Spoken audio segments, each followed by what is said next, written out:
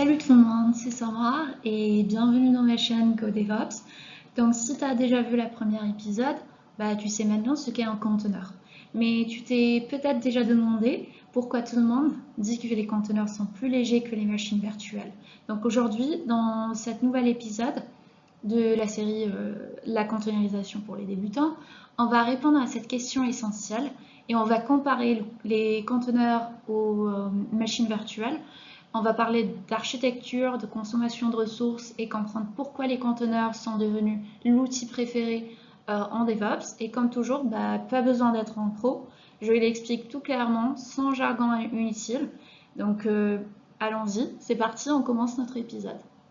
Donc, jetons maintenant un coup d'œil comparatif entre deux architectures, les machines virtuelles et les conteneurs. Donc à gauche, on a les machines virtuelles. Et donc ici, on a chaque application qui embarque son propre système d'exploitation, ses bibliothèques et ses dépendances. Résultat, c'est qu'on a beaucoup de duplications, des démarrages longs et une consommation de ressources très importante. Et tout ça repose sur une couche d'hyperviseur. C'est lui donc qui se charge de simuler le matériel et de répartir les ressources entre les machines virtuelles. Et ce hyperviseur est installé sur le serveur physique qui exécute tout ce monde virtuel. À droite, on a les conteneurs et contrairement aux machines virtuelles, ils ne répliquent pas tout un système d'exploitation à chaque fois. Donc ici, chaque application ou composant est emballé avec uniquement ce dont il a besoin. Donc c'est binaire, c'est librairie, c'est dépendance, mais au lieu d'avoir son propre OS, chaque conteneur partage le noyau du système d'exploitation de la machine hôte. Donc ce partage est possible grâce à un outil clé qui est le moteur de conteneurs comme Docker. Et c'est lui qui crée l'isolation entre les conteneurs tout en s'appuyant sur un seul OS. Donc tout repose ensuite sur le même serveur physique ou virtuel. Et donc ici on évite la duplication inutile et on réduit les charges système et du coup tout devient plus rapide et plus léger.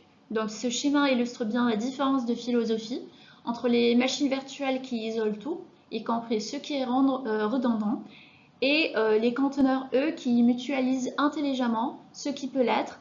Donc c'est ce qui rend les conteneurs si légers, rapides et efficaces. Et maintenant qu'on a vu la différence structurelle, voyons pourquoi ça change tout dans la pratique. Donc déjà, prenons une métaphore simple pour comprendre la différence entre machine virtuelle et conteneur.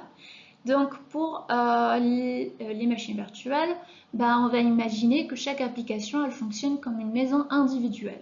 Donc chaque maison a ses propres murs, sa propre plomberie, son système électrique, son chauffage et autres, et elle est complètement indépendante, ce qui est bien en termes d'isolation, mais ça veut aussi dire que chaque maison consomme plus d'espace, plus de matériaux et plus d'énergie. Donc c'est lourd à gérer, lent à mettre en place et souvent redondant. Donc pourquoi construire plusieurs maisons identiques quand une seule suffirait? Et cela on le voit côté conteneur qui, on va le comparer plutôt à un immeuble d'appartement. Donc chaque locataire a son propre espace privé, mais il partage les murs, les canalisations, les ascenseurs, le chauffage central et autres. Et c'est plus léger, plus rapide à construire et moins coûteux. Et pourtant, tout le monde garde son autonomie et sa sécurité. C'est exactement ce que font les conteneurs, donc ils partagent le noyau du système d'exploitation tout en gardant leur propre environnement applicatif isolé. Donc les conteneurs ici sont à l'informatique ce que les appartements sont à l'immobilier moderne, donc un équilibre intelligent entre partage de ressources et isolation individuelle. Et c'est pour ça qu'ils sont devenus la norme dans le développement logiciel moderne. Donc maintenant qu'on a bien visualisé la différence entre les machines virtuelles et les conteneurs avec l'image des maisons et des appartements, voyons concrètement pourquoi les conteneurs sont considérés comme légers. Donc il y a 4 raisons principales et elles expliquent ce qui rend les conteneurs plus rapides, plus compacts et plus efficaces par rapport aux machines virtuelles. Donc déjà, on a un démarrage instantané puisqu'un conteneur il démarre entre une demi-seconde à 2 secondes, donc c'est presque immédiat. Et une machine virtuelle, en revanche, elle prend entre 30 secondes à 2 minutes pour se lancer. Donc pourquoi? C'est parce que les machines virtuelles doivent démarrer un système d'exploitation complet. Ce n'est pas le cas pour les conteneurs qui, lui, démarrent juste avec ce dont l'application a besoin, pas plus.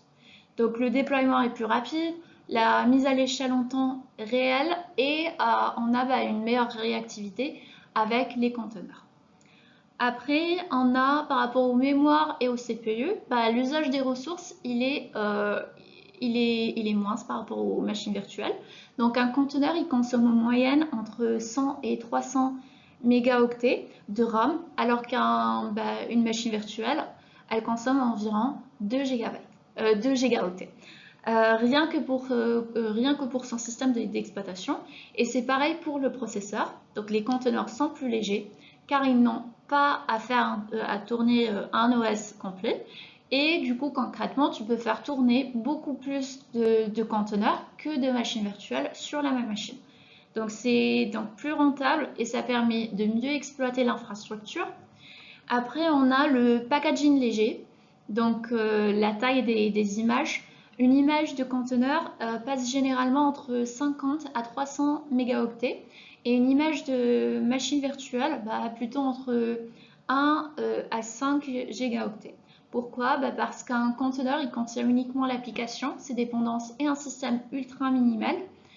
Et c'est comme partir en voyage avec un sac à dos, pendant qu'une machine virtuelle, c'est vraiment comme si tu ramènes avec toi toute ta maison.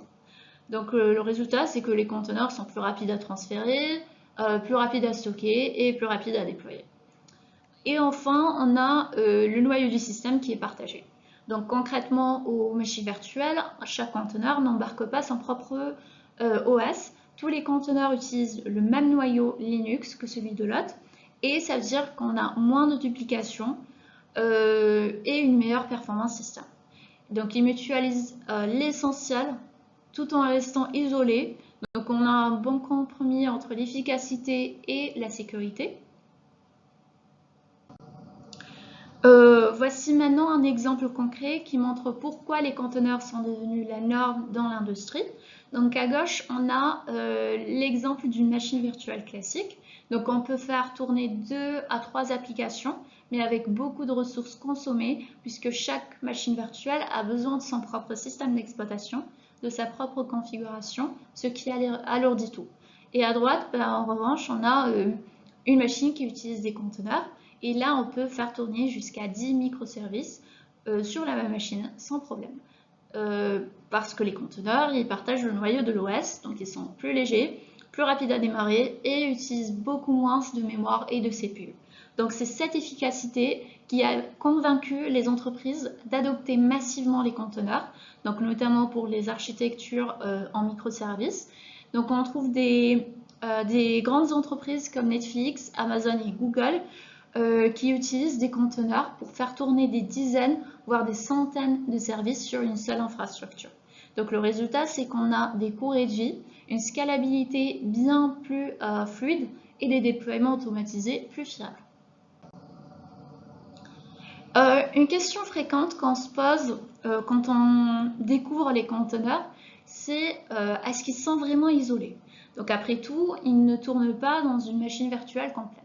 Donc ils ne sont pas complètement isolés, disons. Et pourtant, oui, les conteneurs, ils offrent un très bon niveau d'isolation, mais ils s'appuient sur des mécanismes du système d'exploitation. Donc au lieu de recréer un système entier. Et c'est 2 technologies clés qui rendent cela possible. C'est les namespaces et les cgroups. Donc les namespaces, eux, ils créent une sorte de bulle pour chaque conteneur, donc son propre espace de fichiers, ses propres processus, ses propres utilisateurs, réseaux et autres, et comme si chaque conteneur du coup avait sa propre version du système sans interférer avec les autres.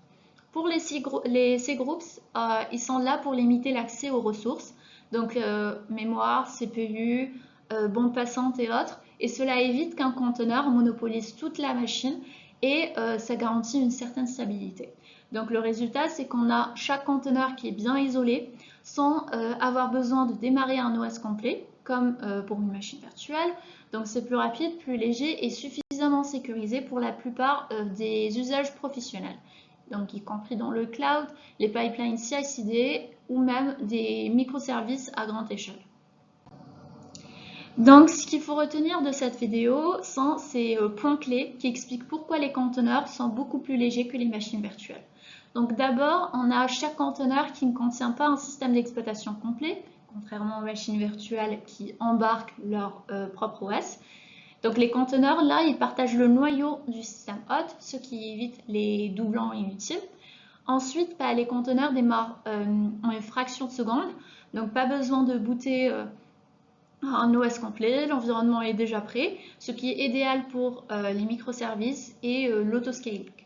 Côté performance, les conteneurs ils consomment très peu de mémoire et de CPU et cela permet d'en exécuter beaucoup plus sur une même machine et ce qui optimise nos ressources et réduit les coûts. Grâce au noyau partagé, aussi on gagne en efficacité tout en conservant une bonne isolation entre les processus. Et enfin, leur packaging est optimisé. Donc on ne stocke que ce qui est nécessaire. Les images de conteneurs sont modulaires et réutilisables, ce qui facilite le déploiement, les mises à jour et la maintenance. Donc les conteneurs offrent une solution moderne et puissante pour faire tourner vos applications à grande échelle. Donc merci beaucoup d'avoir suivi cette vidéo. J'espère que le concept de légèreté des conteneurs est maintenant beaucoup plus clair pour vous. Donc si ça vous a aidé, n'hésitez pas à liker, à partager avec un collègue et à vous abonner pour ne pas rater la suite. Donc ce que je prépare pour vous dans la suite, dans la prochaine épisode, on va plutôt plonger dans l'architecture interne d'un conteneur. Donc comment ça fonctionne couche par couche en pratique. Et si vous avez des questions ou un sujet sur les conteneurs que vous aimeriez que je traite, laissez-moi dans les commentaires, je lis tout. Et merci beaucoup.